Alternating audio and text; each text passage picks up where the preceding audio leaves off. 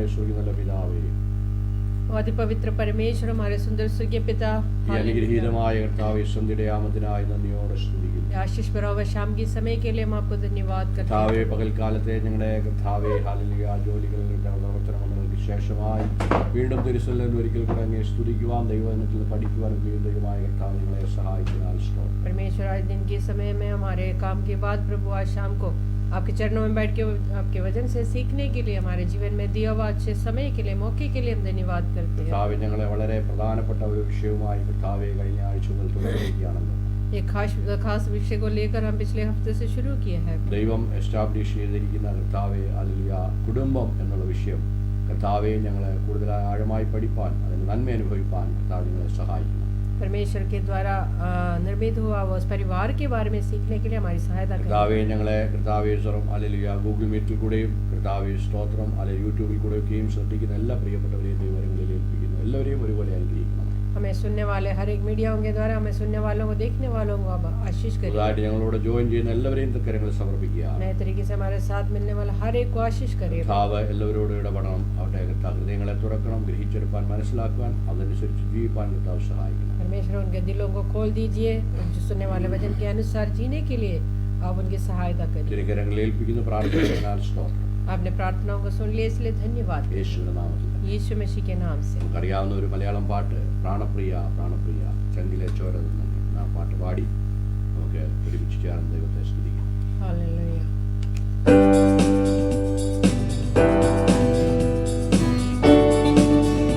നമ്മളോട് ചേർന്ന് പാടിയാട്ടെ.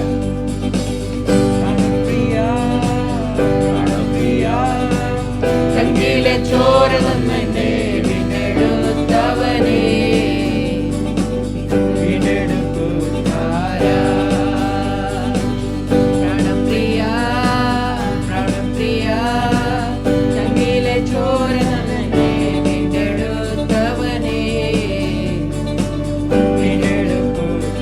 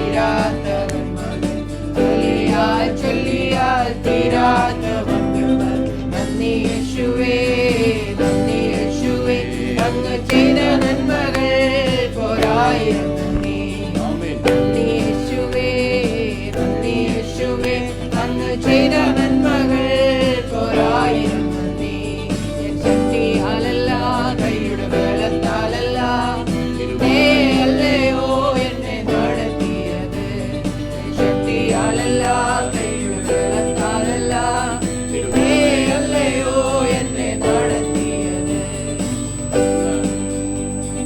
കൃപയാൽ കൃപയാൽ ദൈവകൃപയാൽ നിന്നിടൂ ദയയാൽ ദയയാൽ നിത്യദയയാൽ നന്ദി യേശുവേ നന്ദി യേശുവേ അങ്ങ് ചെയ്ത നന്മകൾ പോരായം നന്ദി നന്ദി യേശുവേ നന്ദി യേശുവേ അങ്ങ് ചെയ്ത നന്മകൾ പോരായം നന്ദി കോഴിയുടെ താഴ്വരയിൽ ഭയം കൂടാതെ എന്നെ നടത്തിയതാ വൈഷമ്യമേടുകളിൽ കാരം പിടിച്ചു എന്നെ നടത്തുന്നതാ കോഴിയുടെ താഴ്വരയിൽ ഭയം കൂടാതെ എന്നെ നടത്തിയതാ വൈഷമ്യമേടുകളിൽ കാരം പിടിച്ചു എന്നെ നടത്തുന്നതാ എണ്ണിയാൽ എണ്ണിയാൽ തീരാത്ത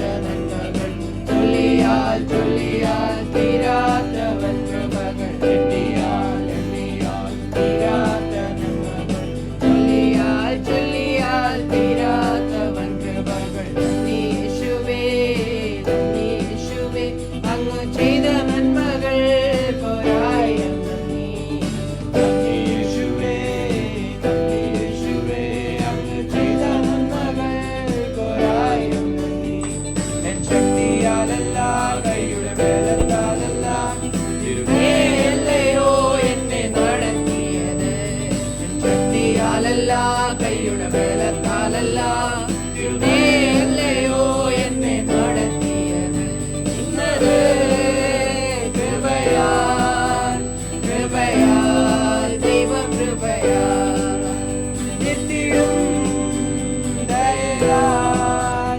ദയയാൽ നിത്യദയയാൽ നന്ദി യേശുവേ നന്ദി യേശുവേ അങ്ങ് ചെയ്ത നന്മകൾ കോരായിരം നന്ദി നന്ദി യേശുവേ നന്ദി യേശുവേ അങ്ങ് ചെയ്ത നന്മകൾ കോരായിരം നന്ദി നന്ദി യേശുവേ നന്ദി യേശുവേ അങ്ങ് ചെയ്ത നന്മകൾ കോരായിരം നന്ദി Praise the Lord. Hallelujah.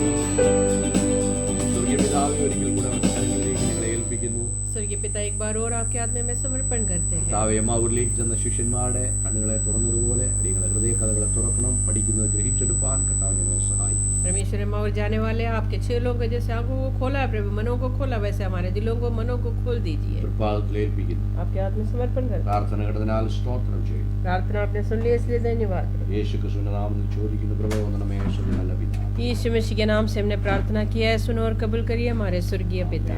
Hallelujah hallelujah. ദൈവം നമ്മളെല്ലാവരെയും ധാരാളമായി വീണ്ടും അനുഗ്രഹിക്കട്ടെ. ഈ സന്ധ്യാവേളയിലും കർത്താവിന്റെ തിരുവചനത്തിൽ നിന്ന് പഠിക്കുവാൻ കർത്താവ് നമ്മെ സഹായിക്കുന്നല്ലോ. അതിന്റെ കൃപകളെ ഓർത്ത് ദൈവത്തെ സ്തുതിക്കും. ഞങ്ങളെ ശ്രദ്ധിച്ചുകൊണ്ടിരിക്കുന്ന എല്ലാവർക്കും കർത്താവായ യേശു ക്രിസ്തുവിന്റെ നാമത്തിൽ ഞങ്ങളുടെ സ്നേഹവന്ദനങ്ങളെ അറിയിക്കും. आज शाम के समय हम सबको स्वागत करते हैं. परमेश्वर की वचन से सुनने के लिए परमेश्वर हमारी सहायता करने पाए.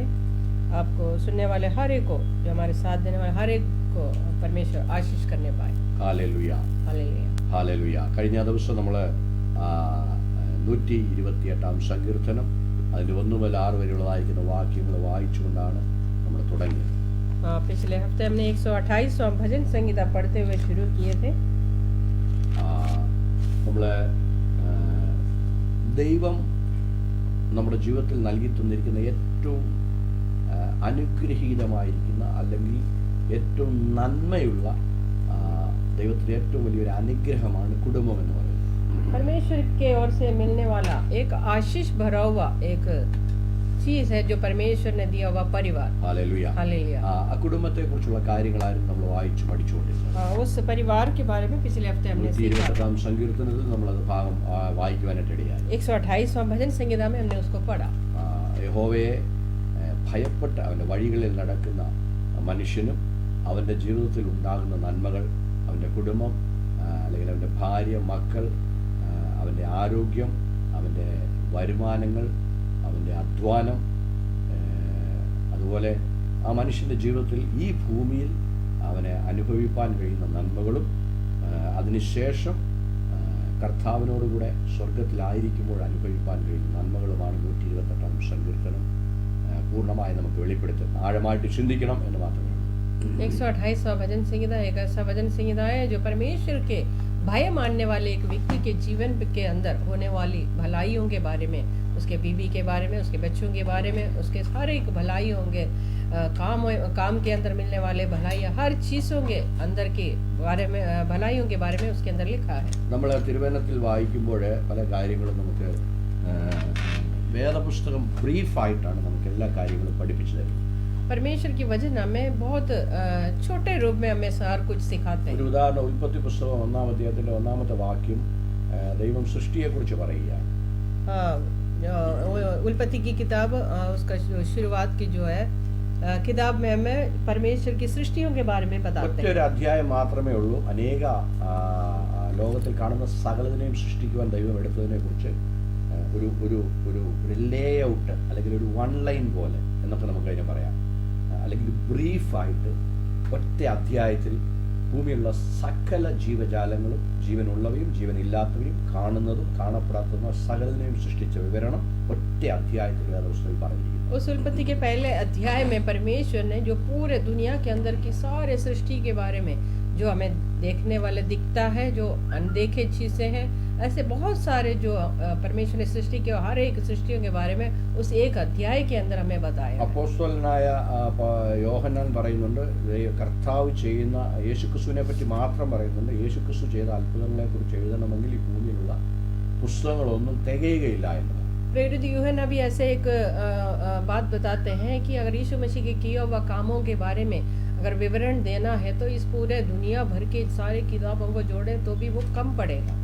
അപ്പം ദൈവം ചെയ്ത പിതാവായ ദൈവം അല്ലെങ്കിൽ പിതാപുത്ര പരിശുദ്ധാത്മാവായിരിക്കും ത്രിയേക ദൈവം ഭൂമിയുടെ തുടക്കം മുതൽ ഇന്നുവരെയും ചെയ്തിരിക്കുന്ന കാര്യങ്ങളെ വിവരിച്ച് എഴുതണമെന്ന് വരികിൽ അതുപോലെ അനേക കോടിക്കണക്കിന് പുസ്തകങ്ങളുടെ ആവശ്യമുണ്ട്, ഗ്രന്ഥങ്ങളുടെ അല്ലെങ്കിൽ സ്റ്റോറേജിന്റെ ആവശ്യമുണ്ട്. वैसे परमेश्वर के द्वारा बनाए हुआ या पिता पुत्र पवित्र आत्मा के द्वारा बनाए हुआ सृष्टियों के बारे में लिखना है तो बहुत सारे ऐसे करोड़ों करोड़ों किताबों की जरूरत पड़ेगा. അത് അങ്ങനെ എലാബറേറ്റ് ചെയ്ത് തരുന്നത് കൊണ്ട് മനുഷ്യന് എന്തെങ്കിലും പ്രയോജനമുണ്ടോ എന്ന് ചോദിച്ചു കഴിഞ്ഞാൽ ഒരു പ്രയോജനവുമില്ല. अगर वो इतनी विस्तार से अगर आपको देंगे तो उससे कोई फायदा है? इंसान को कोई फायदा नहीं है. എന്നാൽ മനുഷ്യൻ അറിയേണ്ട കാര്യങ്ങൾ അറിയേണ്ട രീതിയിൽ അറിയുവാൻ തക്കവണ്ണമായി വേദപുസ്തകം വളരെ പ്രത്യേകമായി പല സ്ഥലങ്ങളിലും പല കാര്യങ്ങളും എഴുതി അല്ലെങ്കിൽ നോട്ട് ചെയ്ത് വെച്ചിട്ടുണ്ട്, കുറിപ്പുകൾ വെച്ചിട്ടുണ്ട്. लेकिन परमेश्वर के पवित्र शास्त्र के अंदर इंसान के लिए जो भी जरूरत है हर एक चीजों को परमेश्वर की किताब के अंदर लिखा हुआ है. അത് നമുക്കറിയാം, പരിശുദ്ധാത്മാവിനാൽ മാനുഷികപരമായിരിക്കുന്ന വ്യക്തികൾ എഴുതപ്പെട്ടതാണ് വേദപുസ്തകം നമുക്കറിയാം. हम ये भी जानते हैं कि पवित्र शास्त्र जो पवित्र आत्मा से उत्साहित या प्रेरित होते हुए लोगों ने लिखा है. അതത് സമയങ്ങളിൽ ദൈവത്തിന്റെ പരിശുദ്ധാത്മാവ് തന്റെ അഭിഷക്തന്മാരിൽ കൂടെ ആ ബ്രീഫായിട്ട് എഴുതി തന്നിരിക്കുന്നതിനെ അവർക്ക് ദർശനങ്ങളും വെളിപ്പാടുകളും വിവരണങ്ങളും കൊടുത്ത് നമുക്ക് മനസ്സിലാകത്തക്ക നിലകളിൽ അതിനെ പ്രസന്റ് ചെയ്യും. हाँ, लेकिन वो जो परमेश्वर के लोगों के द्वारा हमें समझाने लायक लिखते हुए वो बताया हुआ है. 128-ാം സങ്കീർത്തനം അതുപോലെയാണ്. 128वां भजन संहिता भी वैसे ही है. തുടക്കം മുതൽ അന്ത്യം വരെയും നമ്മൾ കാണുവാൻ കഴിയുന്ന ഒരു കാര്യമാണ്. വളരെ ബ്രീഫായി പല കാര്യങ്ങളും ചെയ്തു വെച്ചിട്ടുണ്ട്. എന്നാൽ അത് ഒരിക്കലും നമുക്ക് പൂർണ്ണമായി മനസ്സിലാക്കുവാൻ കഴിയുകയില്ല. लेकिन हम पूरी तरह उसको समझना मुश्किल है. അതത് സമയങ്ങളിൽ നമുക്ക് എന്താണോ ആവശ്യമായിരിക്കുന്നത് ആ ആവശ്യമായിരിക്കുന്ന വിഷയങ്ങൾ മാത്രം ദൈവാത്മാവ് തന്റെ അഭിഷക്തന്മാരിൽ കൂടെ എക്സ്പ്ലെയിൻ ചെയ്യും. हाँ, जो समय में हमें जो चीज़ों की ज़रूरत होती है वो अपने पवित्र आत्मा के द्वारा या परमेश्वर के लोगों के द्वारा परमेश्वर हमें समझाएगा. അതുകൊണ്ട് ഇൻഡിപെൻഡൻ്റ് ആയിട്ട് ഉള്ള നമ്മുടെ വേദപുസ്തക പഠനത്തിൽ കൂടെ ചിലപ്പോൾ മനസ്സിലാകാൻ കാര്യങ്ങൾ ബുദ്ധിമുട്ടാണ്. അതുകൊണ്ടാണ് പ്രസംഗങ്ങളും ബൈബിൾ ക്ലാസ്സുകളും ദൈവം നിയോഗിച്ചു വെച്ചിരിക്കുന്നത്. इसलिए हम जो साधारण लोगों से उसको समझना बड़ी मुश्किल होता है. इसलिए परमेश्वर के द्वारा बनाए हुए प्रेरित लोगों के द्वारा प्रचार हम सुनते हैं या परमेश्वर के द्वारा बनाए हुए लोगों के द्वारा हम बाइबल स्टडी सुनते हैं. പ്രസംഗങ്ങൾ നമുക്ക് ഒരു എക്സൈറ്റ്മെന്റ് തരും, നമ്മുടെ ജീവിതത്തിൽ ഒരു ഉന്മേഷം തരുമെന്നേ ഉള്ളൂ. प्रचार सुनने से जो है हमारे जीवन के अंदर एक प्रोत्साहन मिलता है। എന്നാൽ വേദപുസ്തക പഠനം അല്ലെങ്കിൽ ബൈബിൾ സ്റ്റഡി എന്ന് പറയുന്നത് അങ്ങനെയല്ല. നമ്മൾ ആഴമായി ദൈവിക ചിന്തകളെ അല്ലെ ദൈവിക തിട്ടങ്ങളെ ദൈവത്തിൻ്റെ പ്ലാനുകളെ നമ്മൾ ആഴമായി മനസ്സിലാക്കുന്ന ഒരു കാര്യമാണ് ബൈബിൾ സ്റ്റഡി എന്ന് പറയുന്നത്. लेकिन परमेश्वर के वचन को सीखने का मतलब ये है कि उनके वचनों की गहराई से पढ़ना. അത് നമ്മുടെ ജീവിതത്തിൽ, നമ്മുടെ കുടുംബ ജീവിതത്തിൽ, നമ്മുടെ പ്രവർത്തന മണ്ഡലങ്ങളിൽ, നമ്മുടെ ഭാവിയിൽ ഒക്കെ നമുക്കത് വലിയ അനുഗ്രഹത്തിന് കാരണമായി തീരും. ऐसे परमेश्वर की वचन गहराई से समझने से हमारे जीवन के अंदर बहुत ज़्यादा फायदा होगा. കഴിഞ്ഞ ആഴ്ചയിൽ നമ്മളെ ഇങ്ങനെയാണ് അവസാനിപ്പിച്ചത്. നമ്മുടെ അയൽവാസികളോട് ദൈവത്തിൻ്റെ മഹത്വത്തെ പ്രതിഫലിപ്പിക്കുവാൻ തക്കവണ്ണമായി യേശുക്രിസ്തുവിൻ്റെ വെളിച്ചം നമ്മുടെ വീടുകളിൽ പ്രകാശിക്കണം. हमने पिछले हफ्ते यही सीखा था कि हमारे पड़ोसियों को, हमारे जो बगल में रहने वाले लोगों को या हमारे साथियों को परमेश्वर की उस काम के बारे में बताना है, तो परमेश्वर यीशु मसीह का उस जो प्रकाशन जो है हमारे द्वारा प्रकट होना चाहिए. അപ്പോസ്തല പ്രവൃത്തി 1-ാം അധ്യായത്തിന്റെ 8-ാമത്തെ വാക്യത്തിൽ പരിശുദ്ധാത്മാവ് അല്ലെങ്കിൽ യേശുക്രിസ്തു ശിഷ്യന്മാരോട് പറഞ്ഞത് ഇങ്ങനെയാണ്. Acts chapter 1:8. प्रेरितों की किताब उसका 1:8 में ऐसे लिखा हुआ है, പരിശുദ്ധാത്മാവ് നിങ്ങളുടെ മേൽ വരുമ്പോൾ നിങ്ങൾ ശക്തി ലഭിച്ചിട്ട് യെരുശലേമിലും യഹൂദിയയിലും എല്ലായിടത്തും ശമരിയയിലും ഭൂമിയുടെ അറ്റത്തോളം എൻ്റെ സാക്ഷികളാകും എന്ന് പറഞ്ഞു. जब पवित्र आत्मा तुम पर आएगा तब तुम सामर्थ पाओगे और यरूशलेम और सारे यहूदिया और समरिया में और पृथ्वी की छोर तक मेरे गवाह होंगे. അത് യേശുക്രിസ്തു തൻ്റെ അക്ഷരീയപരമായിരിക്കുന്ന അല്ലെങ്കിൽ താൻ അന്ന് തന്നോട് കൂടെ ഉണ്ടായിരുന്ന ഒരു ഏകദേശം 120ഓളം അടുപ്പിച്ചു വരുന്ന ശിഷ്യന്മാരോടാണ് യേശു ഇത് പറഞ്ഞതെങ്കിൽ തന്നെയും यीशु मसीह ने अपने जो 120 के करीब जो अपने चेले लोग थे उनसे ये बताए थे. യേശുവിൻ്റെ പൈതങ്ങളായി മാറിയ അല്ലെങ്കിൽ മത്തായി സുവിശേഷം അതിൻ്റെ അവസാനത്തെ അധ്യായം അവസാനത്തെ 18-19 വാക്യങ്ങളിൽ പറഞ്ഞിരിക്കുന്ന പോലെ ഭൂമി എങ്ങും പോയി എൻ്റെ വചനം അനുസരിക്കുന്നവരെ പിതാവിൻ്റെ പുത്ര പരിശുദ്ധാത്മാവിൻ്റെ നാമത്തിൽ സ്നാനപ്പെടുന്നവരെ സാക്ഷികളാക്കിക്കൊള്ളുവിൻ, എൻ്റെ ശിഷ്യന്മാരാക്കിക്കൊള്ളുവിൻ എന്ന് പറഞ്ഞ എല്ലാ ശിഷ്യന്മാർക്കും അല്ലെങ്കിൽ യേശുക്രിസ്തുവിൻ്റെ നാമത്തിൽ സ്നാനപ്പെട്ടിരിക്കുന്ന എല്ലാ ദൈവമക്കൾക്കും ഉള്ള ഒരു റോയൽ കമാൻഡാണ് യെരുശലേമിലും യഹൂദിയയിലും ശമരിയയിലും ഭൂമിയുടെ അറ്റത്തോളവും യേശുവിൻ്റെ സാക്ഷികൾ ആകുക എന്നുള്ളത്. इस वजन से हम ये समझ सकते हैं कि परमेश्वर के यीशु मसीह के नाम से जो भी विश्वास करके उनके बच्चे बन जाते हैं, वो सारे बच्चों के लिए ये वचन जो है हमारे लिए लिखा हुआ है. ആ സാക്ഷികൾ എന്ന് പറയുന്നത് പലപ്പോഴും നമ്മളതിനെ തെറ്റായി പലയിടങ്ങളിൽ വ്യാഖ്യാനിക്കപ്പെടുന്നുണ്ട്. അതായത് ദൈവവേല ചെയ്യുന്നവർ അല്ലെങ്കിൽ പാസ്റ്റർമാർ, അപ്പോസ്തലന്മാരോ അല്ലെങ്കിൽ സുവിശേഷകന്മാരോ ഒക്കെയാണ് സാക്ഷികൾ എന്നാണ് പലപ്പോഴും നമ്മൾ ചിന്തിക്കുന്നത്. बहुत बार हम ऐसे गलत समझ जाते हैं कि जो परमेश्वर की वचन सुनाने वाले जो पासवान लोग या प्रेरित लोग या जो सेवकाई करने वाले लोग वही गवाह बनते हैं करके हम बहुत बार समझ जाते हैं. എന്നാൽ വേദപുസ്തകം നമ്മൾ ആഴമായി ചിന്തിക്കുകയും പഠിക്കുകയും ചെയ്യുമ്പോൾ പരിശുദ്ധാത്മാവ് നമുക്ക് വെളിപ്പെടുത്തുന്ന ഒരു വലിയ സത്യമുണ്ട്. ഓരോ വിശ്വാസിയും അല്ലെങ്കിൽ വിശ്വാസി എന്നുള്ള പദമൊക്കെയും അപ്പോസ്തല പ്രവർത്തിക്കാത്ത യേശു ക്രിസ്തുവിനെ വിശ്വസിച്ചവർക്ക് വിശ്വാസി അല്ലെങ്കിൽ ക്രിസ്തീയ വിശ്വാസി, ക്രിസ്തുവിനെ വിശ്വസിച്ചവർ ക്രിസ്തീയ വിശ്വാസി എന്നൊക്കെ പേരുകൾ വിളിച്ചെങ്കിലും ശിഷ്യന്മാരെന്നാണ് വേദപുസ്തകം മുഴുവൻ അപ്പോസ്തല പ്രവർത്തി മുഴുവൻ യേശുക്രിസ്തുവിൻ്റെ ഫോളോവേഴ്സിനെ ശിഷ്യന്മാർ, യേശുവിൻ്റെ ശിഷ്യന്മാരെന്നുള്ള പേരിലായിരുന്നു അറിയപ്പെട്ടിരുന്നത്. यीशु मसीह के ऊपर विश्वास रखने वाले हर एक लोगों को चेले कहते थे. അത് വ്യക്തിപരമായും സാക്ഷികളായി മാറിയവർ, കുടുംബമായിരിക്കുന്നവരും സാക്ഷികളായി മാറിയതായിട്ട് നമുക്ക് അപ്പോസ്തല പ്രവർത്തിക്കായിട്ട് കാണാൻ കഴിയും. हम प्रेरित की किताब में पढ़ते हैं, प्रेरितों की किताब में पढ़ते हैं कि यीशु मसीह के जो चेले बनते हैं वो कोई परिवार के समेत या कोई व्यक्तिगत रूप से उनके चेले बने थे. വ്യക്തിപരമായി ദൈവത്തിൻ്റെ സാക്ഷികളായി തീർന്നവരെ കുറിച്ച് കൂടുതൽ എഴുതപ്പെട്ടിരിക്കുന്നത് കൊണ്ട് നാം ചില സമയങ്ങളിൽ തെറ്റിദ്ധാരണയിലേക്ക് പോകാറുണ്ട്. व्यक्तिगत रूप से जो चेले बने हुए लोगों के बारे में ज़्यादातर परमेश्वर के वचन में लिखा हुआ है, इसलिए हम बहुत बार जो है गलत सोच बैठते हैं. അപ്പോസ്തലന്മാരെ കുറിച്ച് പറയുമ്പോഴും പത്രോസിനെ കുറിച്ചും പൗലോസിനെ കുറിച്ചും യോഹന്നാനെ കുറിച്ചും യാക്കോബിനെ കുറിച്ചും ഒക്കെയും പറയുമ്പോഴും അവരുടെ പേര് മാത്രമാണ് ഉച്ചരിക്കപ്പെടുന്നത്.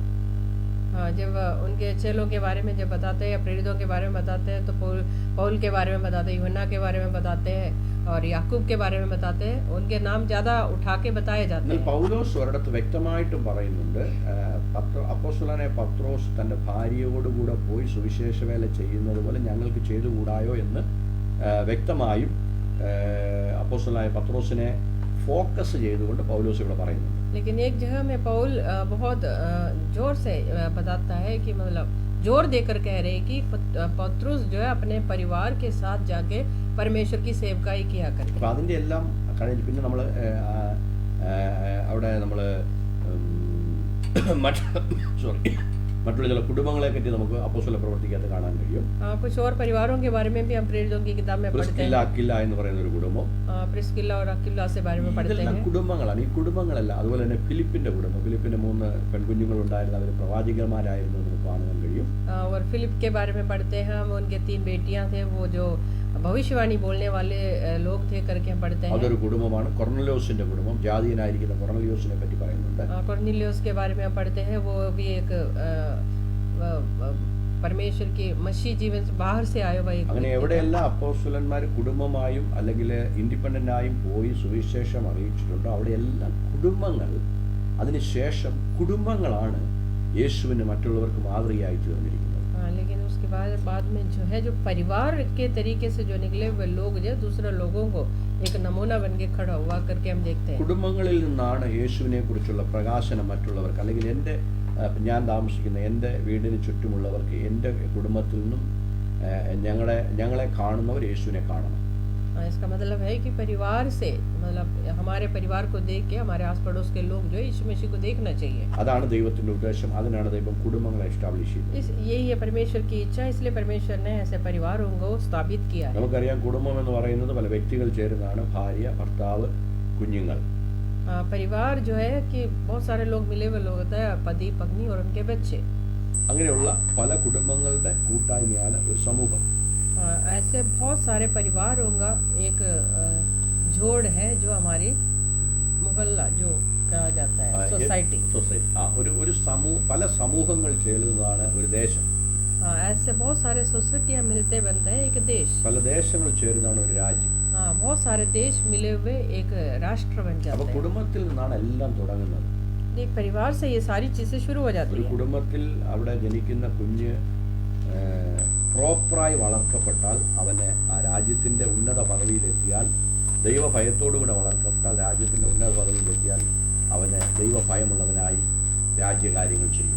अगर एक परिवार से एक बच्चा परमेश्वर के भय में अगर उसको बढ़ाया जाता है और परमेश्वर के वचन के आधार पर उसको उसका जीवन आगे बढ़ता है तो वो एक अच्छे जगह पे वो पहुंच जाएगा. എന്നാൽ ചെറുപ്രായം മുതൽ തന്നെ ആ ദൈവീയ ഭയവും ദൈവത്തെക്കുറിച്ചുള്ള പൂർണ്ണമായ ബോധവും ഇല്ലെങ്കിൽ എത്ര വലിയവനായി വളർന്നു വന്നു കഴിഞ്ഞാലും അവന് മനുഷ്യത്വം ഉണ്ടായിരിക്കത്തില്ല. लेकिन उस जगह पे अगर वो बच्चा जो है परमेश्वर के ज्ञान नहीं है, उनको परमेश्वर के ज्ञान में नहीं बढ़ाया जाता है, तो जितना भी बड़ा हो जाए, मच्छर होने के बाद भी उसको कोई परमेश्वर की भय नहीं होगा, वो गलत तरीके से चलेगा. അല്ല, അതുകൊണ്ട് ഈ സമൂഹത്തിന്, നമ്മുടെ ദേശത്തിന്, നമ്മുടെ രാജ്യത്തിന്റെ ഒക്കെയും അനുഗ്രഹങ്ങളും നന്മകളും തുടങ്ങുന്നത് ഒരു കുടുംബത്തിൽ നിന്നാണ്. इसलिए हमारे देश की, हमारे राष्ट्र की जो उन्नतियां शुरू कहाँ से होती है? एक परिवार से. അതുകൊണ്ട് ദൈവവചനത്തിന്റെ അടിസ്ഥാനത്തിൽ അല്ലെങ്കിൽ ആ തത്വത്തിൽ നിന്നുകൊണ്ട് ഒരു ഭവനം നിർമ്മിക്കപ്പെടുമ്പോൾ, इसलिए एक परिवार के, एक परमेश्वर के उस वचन के आधार पर एक परिवार जब शुरू हो जाते हैं, ഏത് തരത്തിലുള്ള കൊടുങ്കാറ്റിനോ അല്ലെങ്കിൽ വലിയ സുനാമിക്കോ പ്രതികൂലങ്ങൾക്കോ ഒന്നിനും അതിനെ തകർത്ത് കളയുവാൻ കഴിയത്തില്ല. कोई भी जितना भी बड़े आंधी आए, तूफान आए, कोई लहर उठ जाए, सुनामी आ जाए, तो उस परिवार को नहीं तोड़ पाएगा. ഒരു വാക്യം ഞാൻ നിങ്ങൾക്ക് വേണ്ടി വായിച്ചു കാണിക്കാം. 121 സങ്കീർത്തനം നമ്മൾ കഴിഞ്ഞ ആഴ്ചയിൽ വായിച്ചതാണ്. അവിടുന്ന് പെട്ടെന്ന് തുടങ്ങി ചില കാര്യങ്ങൾ പറഞ്ഞ് അവസാനിപ്പിക്കട്ടെ. 127 സങ്കീർത്തനം, Psalms 127:1.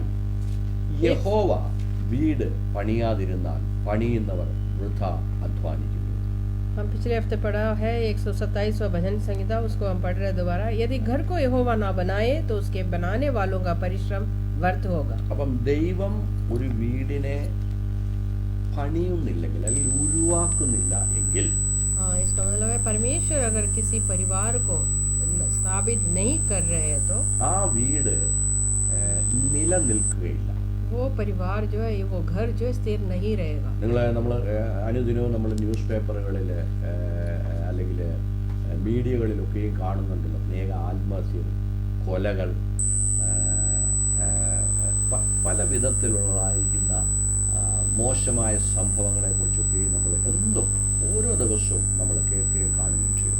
हम जानते हैं और सुनते भी हैं न्यूज़ के द्वारा और हम हर दिन सुनते हैं कि बहुत सारे लोग आत्महत्या कर लिया या परिवार के लोग पूरे इकट्ठे आत्महत्या कर लिया और दूसरे लोगों को हत्या कर दिया. ऐसे गलत तरीके से बहुत सारी न्यूज़ हम हर दिन सुनते हैं. ഭാര്യ ഭർത്താവിനെ കൊല്ലുന്നു, ഭർത്താവ് ഭാര്യയെ കൊല്ലുന്നു, ഭർത്താവും ഭാര്യയും ചേർന്ന് കുഞ്ഞുങ്ങളെ കൊല്ലുന്നു, അല്ലെങ്കിൽ അമ്മ കുഞ്ഞിനെ കൊല്ലുന്നു, അപ്പൻ മകളെ കൊല്ലുന്നു എന്ന് വേണ്ട പറയുവാൻ കഴിയാത്ത വിധത്തിലുള്ളതായിരിക്കുന്ന അനർത്ഥങ്ങളെക്കുറിച്ച് അല്ലെങ്കിൽ ദോഷങ്ങളെക്കുറിച്ച് നമ്മൾ അനുദിനവും മീഡിയകളിൽ കൂടെ കാണുക. ऐसे बहुत सारी गलत समाचार जो है हर दिन हम सुनते हैं. അതിൻ്റെ എല്ലാം പുറകിലുള്ള തായ് വേര് എന്ന് പറയുന്നത് അടിസ്ഥാനമില്ലാത്ത കുടുംബങ്ങളാണ് അതിൻ്റെ എല്ലാം വിഷയം. കാരണം इसके पीछे कार्य करने वाले जो मदर रूट जो है, जो जड़ जो है, वो है कि परिवार के अंदर परमेश्वर का भय नहीं है. അടിസ്ഥാനമില്ലാത്ത നീവ് ഇല്ലാത്ത ബിൽഡിങ്ങുകൾ. वो जिस घर को जो नींव के बिना बनाया हुआ घर जो. അതുകൊണ്ടാണ് കർത്താവായ യേശു ക്രിസ്തു മത്തായി സുവിശേഷം ചാപ്റ്റർ 7 24 and 25 മാത്യു 27:24-25 കർത്താവ് പറഞ്ഞ വാക്യം ഞാനൊന്ന് വായിച്ചു കേൾപ്പിക്കാം. ആകയാൽ എൻ്റെ ഈ വചനങ്ങളെ കേട്ട് ചെയ്യുന്നവനൊക്കെയും പാറമേൽ വീട് പണിത ബുദ്ധിയുള്ള മനുഷ്യന് തുല്യനാകും. വൻമഴ ചൊരിഞ്ഞു, നദികൾ പൊങ്ങി, കാറ്റടിച്ചു, ആ വീടിന്മേൽ അലച്ചു, പാറമേൽ അടിസ്ഥാനമുള്ള ആകയാൽ വീണില്ല. इसलिए जो कोई मेरी ये बातें सुनकर उन्हें मानता है वो उस बुद्धिमान मनुष्य की नाई ठहरेगा जिसने अपना घर चट्टान पर बनाया. और मेघ बरसा और बाढ़ आई, आंधियां चली और उस घर पर टकरे लगी, परंतु वो नहीं गिरा क्योंकि उसकी नींव चट्टान पर डाली हुई थी. അവിടെ പറഞ്ഞിരിക്കുന്നത് എങ്ങനെയാണ്?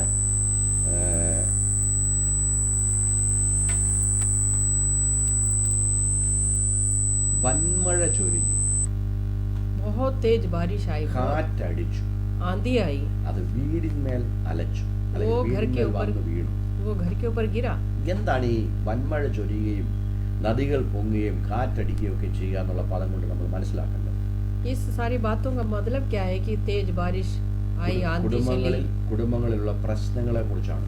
ये परिवार के अंदर होने वाले सारे परेशानियों के बारे में बता. കടഭാരങ്ങൾ, ജോലിയില്ലായ്മ, वो जो സാമ്പത്തിക കമിയാ और जो काम नहीं है जिनके पास. കുഞ്ഞുങ്ങൾക്ക് വിദ്യാഭ്യാസം ചെയ്യുവാൻ കഴിയാതെ വണ്ണം അവരുടെ വിദ്യാഭ്യാസം ഭാവികൾ നശിപ്പിക്കപ്പെടുന്നു.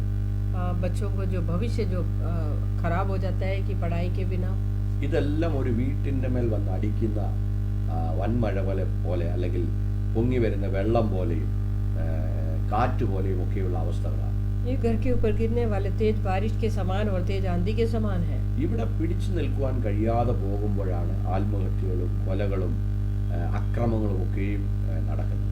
जो कोई व्यक्ति उनका सामना नहीं कर पाता, जो हार जाता है, वो वहाँ पे मृत्यु में चला जाता है, आत्महत्या करते हैं. നിങ്ങൾ ആ മത്തായി സുവിശേഷം 7-ാം അധ്യായത്തിന്റെ 24, 25, 26, 27 വാക്യങ്ങൾ വായിച്ചാൽ, अगर ये मत्ती समाचार उसका 7 का 24 से लेकर अगर आप नीचे पढ़े, രണ്ട് വീടിനെ കുറിച്ചാണ് കർത്താവ് പറയുന്നത്. वहाँ पे 2 घरों के बारे में बताते हैं. ഒന്ന് അടിസ്ഥാനമുള്ള വീടും ഒന്ന് അടിസ്ഥാനമില്ലാത്ത വീടും. एक घर जो है जिसका नींव डाल के बनाया था, एक घर जो है बिना नींव के बनाया था. അടിസ്ഥാനമുള്ള വീട് അല്ലെങ്കിൽ ഭവനം എന്ന് പറയുന്നതായിരിക്കും കുറച്ചുകൂടെ നല്ലത്. അടിസ്ഥാനമുള്ള ഭവനത്തിൽ എന്തെല്ലാം പ്രതികൂലങ്ങൾ ആ ഭവനത്തിനെതിരായി വന്നാലും അത് നിലനിൽക്കും എന്നാണ് കർത്താവ് പറഞ്ഞത്.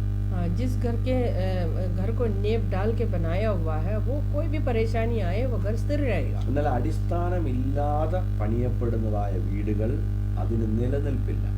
എവിടെയെങ്കിലും ഒരു ചെറിയ പ്രശ്നങ്ങൾ വരുമ്പോൾ അതിനെ പിടിച്ചു നിൽക്കുവാൻ കഴിയാതെ അല്ലെങ്കിൽ അതിനെ എതിർത്ത് നിൽക്കുവാൻ കഴിയാതെ വന്ന് മനുഷ്യൻ തകർന്നു പോകും. जिस घर को नींव डाल के नहीं बनाया जाता वो घर जल्दी गिर जाता है. जैसे परिवार जो होता है, जिसका परिवार के अंदर नींव नहीं डाल के बनाया हुआ है, वो परिवार जो है कोई भी परेशानी के सामने जो है गिर जाता है. അവന് പ്രതീക്ഷയില്ലാതെ പോകുന്നു. उसको आगे का कोई भविष्य के बारे में कोई सोच नहीं है. ചെയ്യണമെന്നറിയാതെ ഒന്നേ ഭാര്യയെ കൊല്ലുന്നു, അല്ലെങ്കിൽ ഭർത്താവിനെ കൊല്ലുന്നു, തന്നെ തന്നെ ആത്മഹത്യ ചെയ്യുന്നു. നാളെ ഞാൻ എന്ത് ചെയ്യും, എങ്ങനെ പോകും, എൻ്റെ ജോലി പോയി, എനിക്ക് വരുമാനമില്ല, എനിക്ക് ജീവിപ്പാൻ നിവർത്തിയില്ല എന്നൊക്കെയും വിചാരിക്കുമ്പോൾ സ്വയമായി തന്നെത്താനെ നശിപ്പിക്കുകയോ അല്ലെങ്കിൽ ആത്മഹത്യ ചെയ്യുകയോ മറ്റുള്ളവരെ കൊല്ലുകയോ ഒക്കെ ചെയ്യുന്ന ഭയം, ഉള്ളിൽ ഭയം ഉണ്ടാകുകയാണ്.